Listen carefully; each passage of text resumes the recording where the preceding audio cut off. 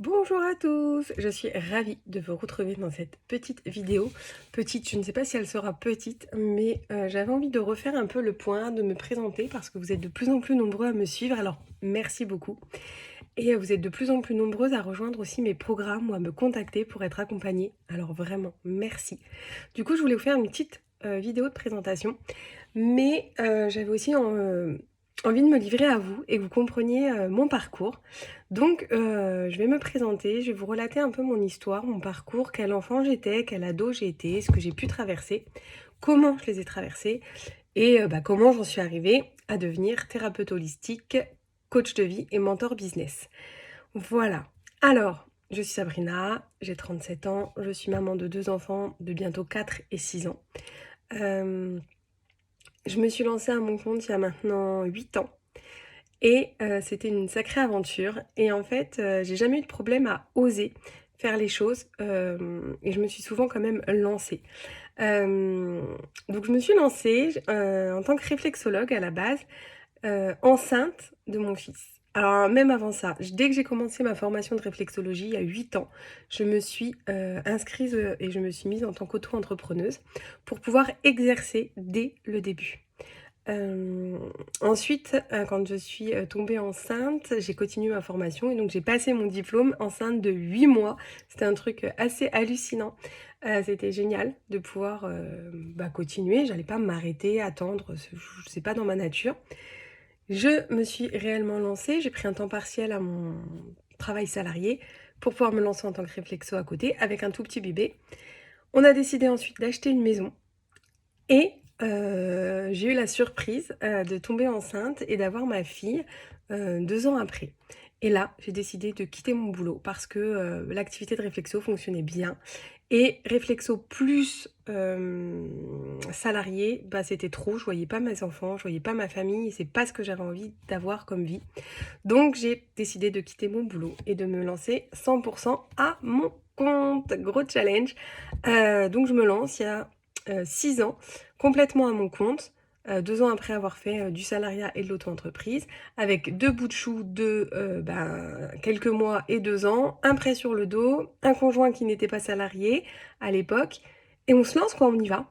On n'a pas peur, enfin si on a peur, mais on y va. Et c'est la plus belle aventure de ma vie. Aujourd'hui, je me reverrai pas revenir salariée, je me verrai pas faire un autre métier que celui d'accompagner, les gens. Et alors qui j'accompagne? Bah, j'accompagne, les enfants, les ados et les femmes à vivre mieux et à s'épanouir, à sortir des traumatismes, à libérer les choses, voilà, vous venez me voir avec une problématique parce qu'il y a quelque chose qui ne va pas au niveau physique, au niveau émotionnel ou au niveau, mindset, mode de pensée. Vous voulez changer un comportement, vous avez une maladie, vous avez un trouble, vous avez quelque chose et vous venez me voir, enfant, ado, femme et puis ensemble, on va trouver la meilleure solution pour pouvoir, que vous viviez au mieux cette situation, voire que vous en sortiez complètement. Et donc ça, c'est ma casquette de thérapeute holistique. Parce qu'après la réflexo, j'ai vu les limites de la réflexologie et donc je me suis formée à tout un tas d'outils et aujourd'hui j'aime bien me décrire comme, la mécanicienne de l'être humain et donc voilà, je viens et je répare, avec vous. On répare ensemble en fait, votre voiture, mais pas que. On répare aussi le moteur, on répare, tous les circuits, pour que vous puissiez encore rouler des années et des années et de manière complètement épanouie et heureuse. Et ma deuxième casquette, donc mentor business, j'accompagne les femmes à oser se lancer, à créer leur entreprise ou à développer leur entreprise, mais pas de n'importe quelle manière, vraiment à développer et à créer une entreprise au service de leur vie et plus l'inverse. Dans tous mes accompagnements, que ce soit en épanouissement perso ou en épanouissement pro, j'ai vraiment envie de vous donner cette clé et de vous dire que vous êtes maître de votre vie. Vous avez les outils, vous avez les ressources et vous avez le pouvoir de choisir la vie que vous voulez vivre et la manière dont vous allez la vivre. Et j'ai vraiment envie que vous compreniez que c'est important de partir de soi et de construire sa vie autour de soi. Parce que si on n'a pas l'équilibre, en fait, c'est ça qui fait que souvent on se sent pas bien. Donc comment j'en suis arrivée à là? Alors j'en suis arrivée là avec un parcours un peu, voilà, sans doute, y a pas de mots, j'ai pas envie de qualifier mon parcours en fait. Donc je vais vous parler de moi. Il y a plusieurs caractéristiques. On va parler du coup de stress et d'anxiété, on va parler de troubles du comportement alimentaire, d'estime et d'image de soi, de manque de confiance en soi. On va parler de maladies, je crois que c'est déjà pas mal, d'harcèlement scolaire, enfin un peu de tout ça quoi. Donc pour que vous compreniez qui je suis, mon parcours, par où je suis passée, on va le faire vraiment par ordre chrono. Donc pour commencer, quand j'étais enfant, j'ai toujours été très très stressée, très anxieuse, très angoissée. Je faisais même des séjours à l'hôpital, très courts, hein, mais juste pour avoir des doses en fait d'antidouleurs, des choses qui me soulageaient parce que j'avais vraiment des maux de ventre terribles. Je pouvais ne pas réussir à me lever, à me déplacer, on comprenait pas trop ce que c'était à l'époque. Et puis à un moment donné, ils se sont dit, voilà, bah, c'est le stress, c'est une enfant anxieuse. J'ai eu la chance de grandir dans une famille très ouverte et donc j'ai pu aller voir magnétiseur, acupuncteur ou homéo, faire de l'homéopathie très jeune. La seule chose que j'avais pas compris à l'époque, c'est qu'on traitait le stress quand il y avait des moments de stress, quand je vivais des choses difficiles ou quand je devais me préparer à passer des examens ou que je savais que j'allais avoir des choses qui allaient me stresser. Par contre, j'avais pas compris qu'en fait, j'étais quelqu'un qui était hyper sensible, hyper émotive, que j'étais à fleur de peau, que je m'inquiétais pour tout et que j'étais vraiment anxieuse. Du coup, on traitait pas la cause profonde, on ne traitait pas la nature, ce qui fait que ça revenait tout le temps et que ce stress et cette anxiété prenaient de plus en plus d'ampleur.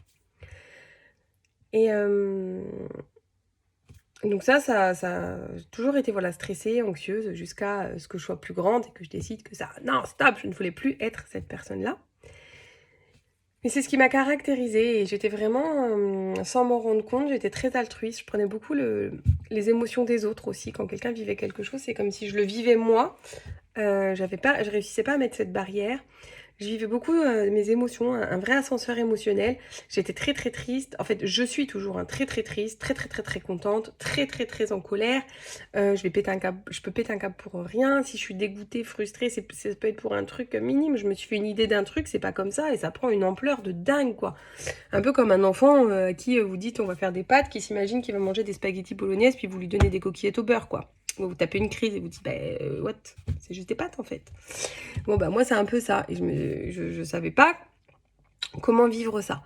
Et puis, quand j'étais petite aussi, ça parce que l'hypersensibilité, je l'ai pas compris tout de suite. Le fait que j'étais hyper mentale, que je pensais tout le temps, que je me faisais beaucoup de films, que j'avais besoin d'être stimulée, ça, c'est venu vraiment très tard.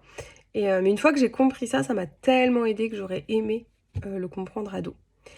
Donc ma petite fille stressée, anxieuse, hyper émotive, hyper sensible, qui ne s'aime pas du tout. Je me rappelle, j'avais 8-9 ans, je pense. Je me rappelle très bien la scène. Je revois comment j'étais habillée. On devait aller faire une photo de classe. Et en me dirigeant vers l'endroit où on allait faire la photo de classe, je n'avais qu'une idée. C'était comment j'allais pouvoir me cacher le plus au fond possible pour ne pas qu'on me voie sur les photos. Et j'étais en primaire. Et ça a continué. J'ai toutes mes photos de classe, collège, lycée. J'ai toujours voulu les prendre. Mais vous ne me verrez jamais dessus parce que je me suis cribouillée ou carrément avec un compas ou un ciseau découpé la tête. C'était pour vous dire à quel point j'avais une image de moi qui était, mais oh my god, juste horrible quoi. Et je m'aime pas, je me trouvais moche, je me trouvais grosse, je me disais mais personne pourra me trouver de l'intérêt, personne pourra m'aimer, j'ai rien en fait, je comprenais pas. Et j'ai grandi comme ça en fait, avec une mauvaise image de moi, en me trouvant vraiment moche, grosse. Je me suis jamais vraiment sentie à ma place. Parce que j'étais aussi plus à l'aise avec des personnes plus âgées. Et donc, c'était compliqué pour moi de vraiment trouver ma place. Et comme j'avais toujours cette impression que est-ce qu'on allait vraiment m'aimer, pas m'aimer, je faisais un peu le caméléon et je m'adaptais aux gens, en fait, avec qui je traînais. Ce qui fait que j'étais pas tout le temps moi. Et voilà, je gardais beaucoup de choses pour moi. Donc, quand ça pétait, ça pétait. Et voilà. J'ai eu... Ensuite, donc voilà, on va passer au collège. Donc au collège, bah, toujours avec, voilà, vous savez, les premières un petit peu, on cherche sa place, on va avoir un groupe de copains, on n'a pas envie d'être toute seule, ni de se sentir différente, on va être dans le moule, mais en même temps on va être original. C'est un peu bizarre cette période, je trouve, de l'adolescence où on veut pas être comme les autres, mais on veut pas être seul et on veut être avec les autres. Et je me trouvais toujours grosse, moche. Donc là, j'ai aussi perdu quelqu'un de très important pour moi. J'ai commencé à connaître des deuils. J'avais l'impression de toujours perdre quelqu'un. C'était compliqué. J'ai l'impression que ça s'enchaînait, que la mort était partout. C'était assez compliqué ce rapport. à ça, j'ai perdu voilà, quelqu'un de très très proche. Et tout ça, tout ce contexte-là, anxiété, stress, hypersensibilité, les deuils, et puis le côté moche, grosse, ont commencé à développer chez moi des troubles du comportement alimentaire. Et j'ai commencé à avoir une petite période d'anorexie qui n'a pas duré très longtemps, qui a un peu passé inaperçue, mais je m'en suis rendu compte en fait des années plus tard. Je vous expliquerai quand j'ai soigné mes troubles du comportement alimentaire, j'ai fait une psychothérapie et là on est remonté à cette période. Donc voilà. Donc on commençait les troubles du comportement alimentaire et ce qui est assez paradoxal, enfin c'est pas paradoxal mais en fait ce qui est assez fou, c'est ce rapport qu'on a aussi au corps qui fait que bah moi j'étais malade en fait, hein. Je faisais attention à tout ce que je mangeais, parfois je mangeais pas, je cachais la nourriture, je vomissais. Et en fait, plus je m'insistais, et plus les gens me disaient waouh, mais t'es bien, tu m'incites, t'es belle. Et plus on s'intéressait à moi. Donc c'est venu renforcer cette croyance que j'avais que pour être intéressante et être aimable, il fallait être mince en fait. Et il fallait avoir un joli physique. Que pour être populaire, pour être accepté, il fallait avoir un joli physique, il fallait être mince. Du coup, c'est venu renforcer ça en fait. Et c'est vraiment un truc qui s'est ancré. J'ai vécu aussi au collège, du coup, pour terminer le collège, du harcèlement scolaire. Qui n'a pas duré très longtemps parce que j'ai la chance, je pense, qu'à mon époque, il n'y ait pas les réseaux sociaux, il n'y ait pas les téléphones. Donc ça restait quand même assez dans l'enceinte du collège. J'ai eu quelques mots dans ma boîte aux lettres et j'ai eu quelques coups de fil anonymes, pas très plaisants. Mais comme c'était sur un fixe, c'était vraiment très limité. Ça a été une période difficile à vivre parce que vous voyez, comme en plus je voulais être aimée et là on me faisait sentir que j'étais pas aimable, que j'étais pas à ma place, que j'étais différente, on m'a dit des choses horribles. C'était vraiment dans ma tête un peu un chaos. Mais je gardais tout pour moi. Donc j'en ai parlé à personne. Encore à l'heure d'aujourd'hui, c'est un peu une révélation ici d'en parler. Très peu de personnes le savent et même mes copines à qui j'en ai vaguement parlé ne savent même pas à quel point j'ai vécu ça, comment c'était difficile, ce que j'ai vraiment vécu. Et en fait, j'avais quand même toujours cette force. J'étais une jeune fille forte. Je portais beaucoup sur moi. Je prenais beaucoup sur les autres. Je voulais prendre soin tout le temps des autres, des gens que j'aimais. Et je voulais pas qu'ils aient à porter du malheur, de la tristesse, des problèmes, les leurs. Donc j'allais pas leur donner les miens. Donc j'ai vécu ça toute seule. J'ai beaucoup écrit. Depuis que je suis jeune, en fait, j'utilise l'écriture. Et c'est pour ça, je pense qu'aujourd'hui, ça fait vraiment partie de mon accompagnement. Ce qui m'a beaucoup aidée. Et ce qui m'a aussi aidée, c'est que j'ai toujours eu cette force de caractère, cette grande gueule aussi, comme on pouvait me caractériser avant, mais qui m'a aidée, ce caractère assez fort. Donc je me suis pas non plus laissée faire. Donc j'ai pas été dire qu'il y avait du harcèlement, mais voilà, je suis rentrée un peu dans le lard des gens, je pouvais raccrocher au nez, et j'ai pas montré que ça m'affectait. Donc ils sont arrêtés assez vite, parce que l'harcèlement n'a d'intérêt que si le harcelé n'est pas bien en fait, parce que du coup si tu montres pas que ça a un impact sur toi, au bout d'un moment les autres, voilà, il n'y a pas d'intérêt. Donc du coup ils n'ont pas trouvé de réponse assez longtemps, donc ça s'est assez vite arrêté. Mais ça s'est ancré en moi et ça a renforcé encore toute cette partie-là, ce que j'ai compris des années plus tard, hein. Donc là on a fait toute la partie collège. Arrivé au lycée, donc la partie anorexie s'arrête un petit peu, hein. Voilà, je continue à faire attention à ce que je mange, à faire du sport, à vouloir rester mince parce que je crois vraiment que c'est important. Mais l'anorexie, voilà, ça s'arrête. Et puis j'arrive au lycée, je me retrouve toute seule dans une classe où je connais personne. Je me sens toujours pas bien dans ma peau, je vis des trucs pas trop faciles voilà, à la maison. J'ai le harcèlement scolaire quelque part dans ma tête, je pense aussi. Et je me dis, mince, si je suis pas aimée, si je suis toute seule, ça va être horrible. Je sais pas trop ce qui se passe dans ma tête aujourd'hui, mais... Et là commence la boulimie. Donc je commence vraiment à faire de la boulimie. J'ai un problème au genou qui fait que je ne peux plus faire de sport. Je commence à grossir, donc là je m'aime plus du tout, je peux pas me voir en photo. J'ai un rapport au corps qui est juste horrible. Je me dis des choses horribles, je me supporte pas et j'ai une mauvaise estime de moi-même.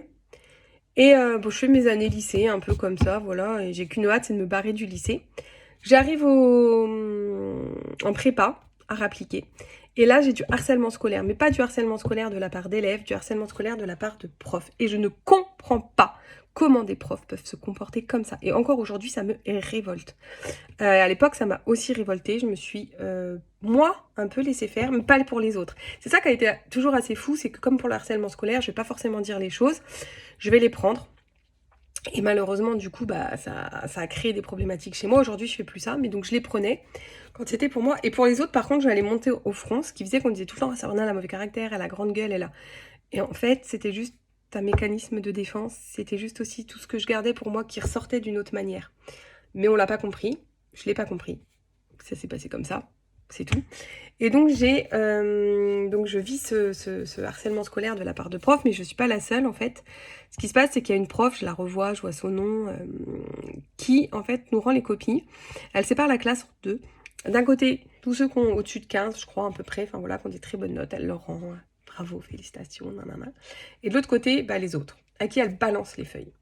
Et puis à une certaine note, je sais plus combien, elle s'arrête et elle vient. Elle t'appelle. Tu vas devant elle et là, elle te déchire ce que t'as rendu.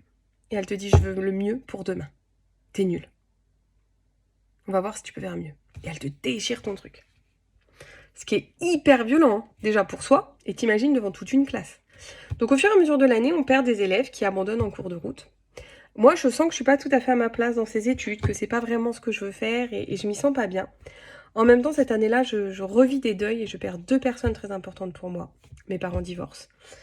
Je me retrouve seule, hein, je vis seule dans un studio à 18 ans, voilà, il y a plein de trucs. Et là, donc, je développe une gastrite. Donc, je commence à saigner, avoir des vomissements, c'est difficile de manger. Et je vais avoir quelque chose que j'ai jamais dit non plus, je vais commencer à avoir des pensées suicidaires que je mettrai jamais je tenterai jamais rien, puisque de toute façon j'ai cette force qui fait que la vie est plus importante que tout, et que jamais au grand jamais je ne voudrais faire souffrir mes parents et surtout ma mère, donc jamais au grand jamais je ne ferai ça.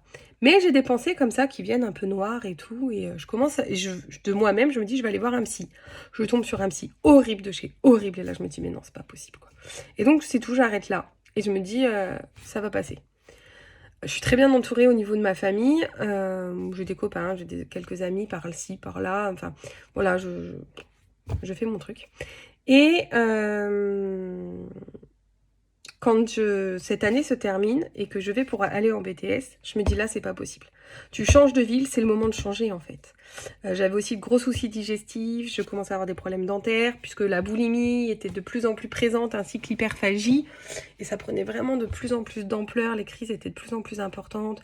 Je me faisais beaucoup vomir, je prenais des laxatifs, je prenais des coupes-faim, enfin c'était vraiment, je faisais du sport en excès par moment, enfin c'était n'importe quoi, et je me suis dit c'est plus possible.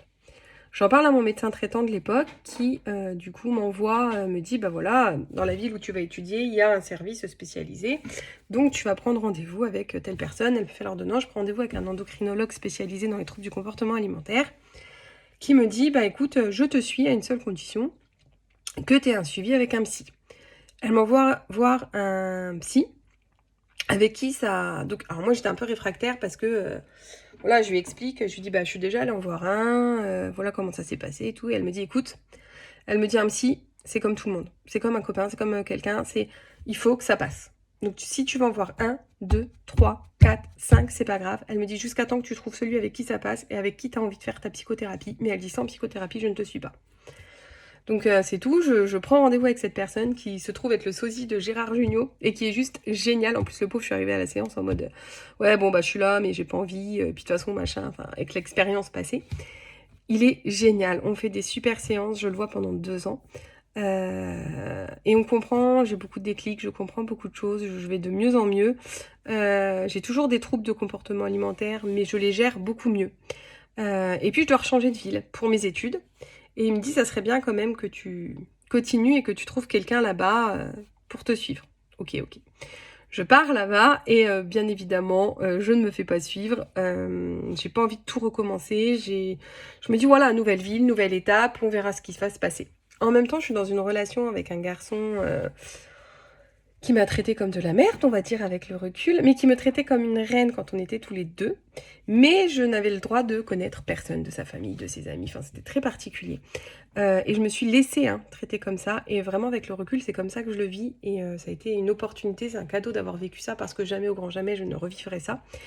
Mais j'étais tellement à la recherche de preuves que j'étais aimable, que l'on pouvait m'aimer, que je pense que j'étais prête à accepter, voilà, qu'on me traite comme ça alors que j'aurais jamais dû accepter ça. Mais ça a fait son travail de chemin, j'ai évolué comme ça et c'est ok, il y a aussi eu des super moments, des super souvenirs dans tout ça, j'ai aussi rencontré des super personnes, j'ai toujours eu le soutien de ma famille, de mes amis, et voilà, je pense qu'on a des périodes plus difficiles les unes que les autres et ce mal-être que j'avais, le fait de pas me sentir bien, c'est le mien en fait et personne n'aurait pu m'aider. C'est ça aussi qu'il faut comprendre, c'est que quand vous vous sentez pas bien à l'intérieur, personne ne peut vous aider. Enfin, je veux dire, personne ne peut vous aider. Si des spécialistes vous faire accompagner et vous-même, c'est vous qui allez vous sauver, qui allez vous accompagner et qui va faire que vous allez vous sentir mieux. Mais personne de l'extérieur.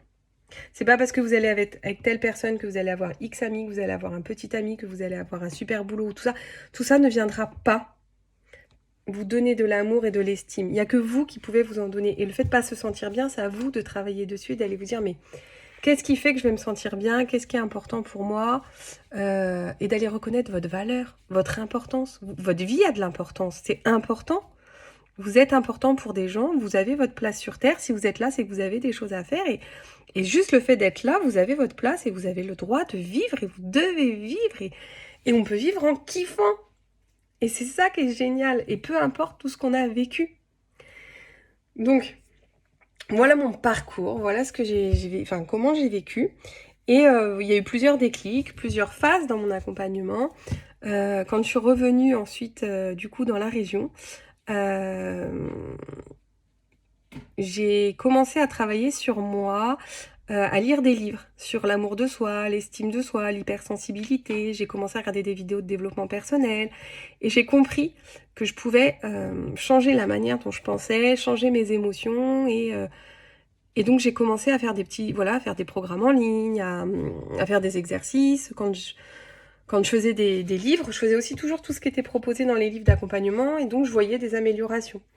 J'ai rencontré mon conjoint actuel qui m'a beaucoup aidée aussi parce qu'il m'a beaucoup soutenue et il m'a aussi beaucoup fait comprendre que voilà, si c'était à moi de m'aimer et que j'étais aimable et que je pouvais et que je faisais les choses comme il fallait. Il a toujours été une impulsion, même pour la création d'entreprise, un soutien et ça c'est super chouette en fait. Et donc j'ai quand même eu, comme j'avais toujours des troubles digestifs, des problèmes de santé liés à mes troubles du comportement alimentaire qui étaient beaucoup, beaucoup moins présents mais qui étaient toujours là, on m'a parlé d'une réflexo. J'ai testé la réflexologie et ça m'a permis de mieux gérer mon stress, mes émotions. J'ai réussi à gérer mes crises et en 3 mois, j'avais plus de problèmes digestifs avec la réflexo. Je me suis dit, mais ouais, j'étais pas bien là où j'étais dans mon boulot. Il y avait qu'une partie de mon boulot qui me plaisait, celle où je mettais en place des formations, des séminaires, des séjours, où je permettais aux gens d'aller bien en fait, et d'aller mieux. Et je me suis dit, il faut que je fasse un truc dans l'accompagnement, et qu'est-ce que je pourrais faire? Psy, non, ça me plaît pas, je veux pas retourner à la fac. Et puis non, je voyais pas psy. Et comme j'ai fait la réflexo et que j'ai vu les résultats sur moi, j'ai dit, mais c'est ça. Donc j'ai commencé à me former et donc on reprend la vidéo au début, je me forme et donc je m'installe en tant que réflexo. Puis je me passionne pour le fonctionnement du corps humain, l'être humain, et je me dis je veux pas que les gens vivent ce que j'ai vécu et je commence à accompagner des ados et des femmes pour les sortir de leurs problématiques grâce à la réflexo. Je leur donne plein d'astuces aussi grâce au développement personnel que moi j'ai fait et que je fais. Et donc je commence à me former aussi à d'autres thérapies corporelles, à de l'énergétique, je me forme à la PNL, je me forme à la relaxation, au coaching, à l'hypnose. Et voilà, et je développe comme ça cette panel d'outils hyper intéressante pour vous permettre en fait d'aller mieux et de vous apporter la meilleure réponse pour vous. Et de manière vite en fait. Je me dis, il n'y a pas besoin de faire des années et des années. La psychothérapie m'a beaucoup aidée, mais beaucoup moins que... Enfin, non. À cette époque-là, je pense que c'est ce qu'il fallait que je vive et ça m'a beaucoup aidée. J'ai compris des choses, on est remonté aussi, j'ai compris mon fonctionnement du passé. Et j'ai compris à quoi servait le passé. Aujourd'hui, j'ai un exercice d'ailleurs que je vais faire à mes coachés, mais beaucoup plus court. Je pense pas qu'on ait besoin de faire 2 ans pour pouvoir comprendre certaines choses. En tout cas, c'est pas ma vision et je pense que certaines personnes ont besoin de le traverser, mais moi, c'est plus ma vision aujourd'hui. Et cet exercice, je peux vous le proposer là si vous voulez le faire. C'est une biographie. Écrivez ou enregistrez-vous comme je le fais là, en train de raconter votre histoire, en une fois ou en plusieurs étapes. Et vous faites vraiment de toute petite les premiers souvenirs que vous avez jusqu'à aujourd'hui. Et ça va vous permettre de comprendre ce que vous avez traversé. de vous rendre compte aussi de tout ce que vous avez traversé, de où vous en êtes arrivé aujourd'hui, de vos forces, de vos faiblesses, de comprendre comment vous fonctionnez, d'avoir des déclics, de libérer des choses.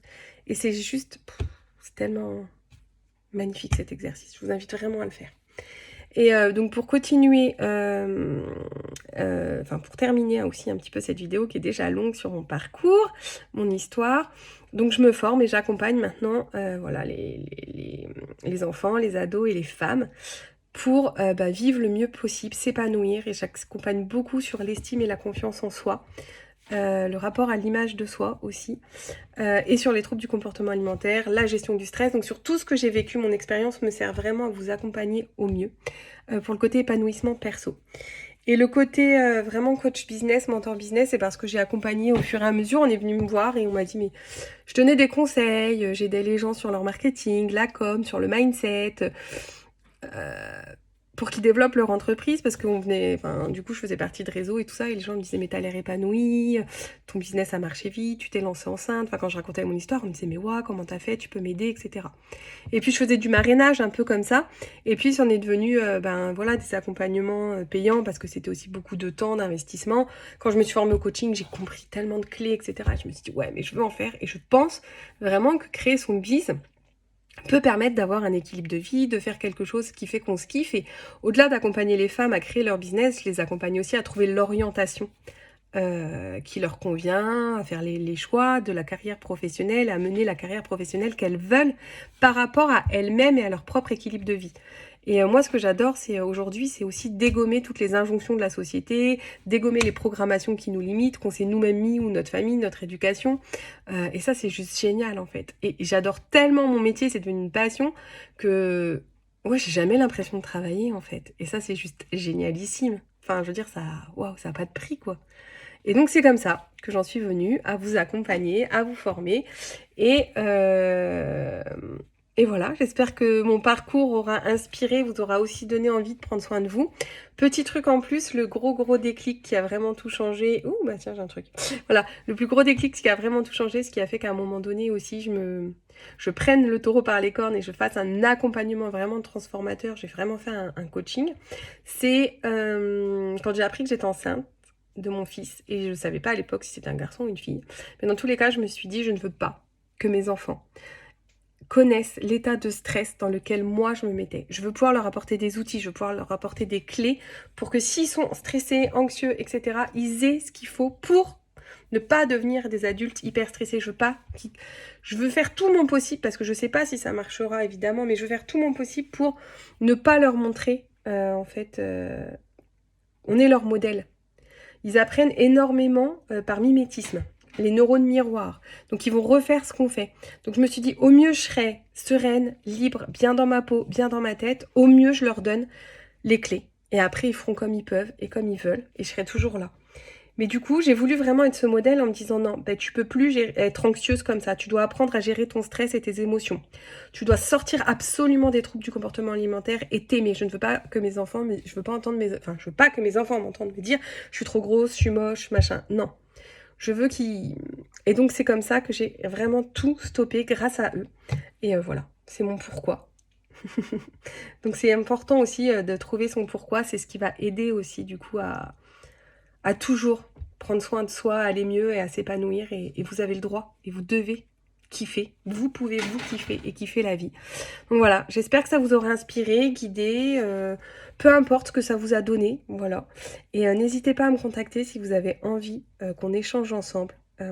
Sur votre parcours, sur vos problématiques, sur vos mots, que ce soit juste comme ça pour échanger, avoir des pistes, des outils, ou juste même pour échanger, le dire à quelqu'un, ou que ce soit pour être accompagné et travailler avec moi, ce sera aussi avec plaisir. Donc comment on peut travailler avec moi? En thérapie holistique, donc j'ai un cabinet à Reims et à Varmerieville. Donc du coup, on peut travailler en face à face, mais on peut aussi travailler en visio, ça marche très bien. En thérapie holistique, donc vous venez avec votre problématique, avec votre objectif, et ensemble, on voit ce que je peux vous proposer. Et si je peux pas vous proposer, si je me sens pas capable, je vous le dirai honnêtement, je le ferai pas. Voilà. Donc ça, c'est la première chose. On peut travailler en coaching, donc sur 6 mois, le coaching Je suis sacrée avec la méthode Fuck Fun Love. donc sur laquelle vous avez accès à un programme en ligne, vous avez de la reprogrammation en transformation rapide, et on se voit tous les 15 jours pendant 6 mois. Et on va résoudre votre problématique ou atteindre votre objectif. Vous avez la journée immersion, donc c'est juste une journée pour y voir plus clair, comprendre ce qui peut bloquer, débloquer rapidement ce qui peut être débloqué, et puis changer son rapport au temps, et surtout comprendre pendant cette journée immersion que toutes vos pensées déterminent vos émotions, vos actions et vos résultats. Donc on va travailler beaucoup de mindset. Mais elles sont 100% personnalisées, ces journées immersion, mais elles sont juste énormissimes, ça fait trop de bien. Et c'est vous offrir une journée à vous hors du temps, et ça on en a besoin. Parce qu'on a toujours l'impression de courir après le temps, qu'on n'a pas le temps, qu'on peut pas, que... Non. Et ben nous, on enlève pendant cette journée les il faut, je dois, je peux pas. On remet le je à sa juste place. Je suis sacrée, je suis importante, je suis essentielle. Je suis la personne la plus importante de ma vie et je dois me remettre en priorité dans ma vie. Donc, on a la thérapie holistique, le coaching, la journée immersion. Et on a aussi... vous pouvez faire, j'ai créé du coup des programmes en ligne si vous voulez faire de l'auto-coaching. Moi j'en ai fait, ça m'a aussi beaucoup aidé. Donc vous pouvez acheter vos programmes en ligne. Vous avez le programme Oser ce kiffer en 21 jours. Donc 21 jours pour vous sentir mieux dans votre tête et dans votre corps, pour vous aimer. Vous avez le programme Confiance illimitée qui va travailler le cœur, le corps et le cerveau, donc la manière dont on pense. On travaille donc le mindset, les émotions, les actions, donc les comportements. Et qui est là vraiment pour vous apporter de la confiance en vous et en la vie. Et changer votre vision de vous-même et de la vie. Kiffer. Et vous avez la Zen Box qui, elle, vous permet de comprendre et de mieux gérer votre stress, vos émotions et qui vous aide à lâcher prise. Voilà les 3 accompagnements que vous avez en autonomie. Et vous allez bientôt pouvoir retrouver sur mon site aussi des audios d'hypnose pour ceux qui veulent se libérer de choses rapidement, facilement, sans forcément se faire accompagner.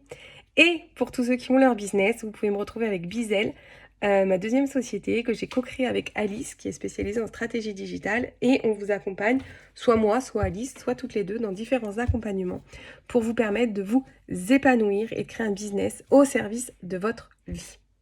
La dernière manière de travailler avec moi, c'est les événements. Et donc, on a différents événements. Vous allez pouvoir les retrouver toujours dans mon lien de mon Insta bio ou sur les sites internet. Et on a des événements business et des événements retraite personnelle et retraite, épanouissement, bien-être et développement personnel. Voilà. J'espère que j'ai été assez claire. En tout cas, je serais ravie d'échanger avec vous. Donc, n'hésitez pas à me contacter. Je vous souhaite une magnifique journée. Prenez soin de vous. Prenez soin de votre vie. Une vie, on n'en a qu'une. Donc, comment as-tu envie de la vivre ? Chaque jour, on te fait un énorme cadeau en te donnant 24 heures. Qu'est-ce que tu vas faire de ces 24 heures ? Parce que peut-être qu'un jour, tu ne les auras plus. Ou plus de la même manière. Et il sera trop tard. Donc, qu'est-ce que tu as envie de faire dès aujourd'hui pour avoir la vie dont tu as envie et pouvoir te réveiller tous les matins avec le sourire ? Je serais ravie d'échanger avec toi sur ce sujet. À très bientôt!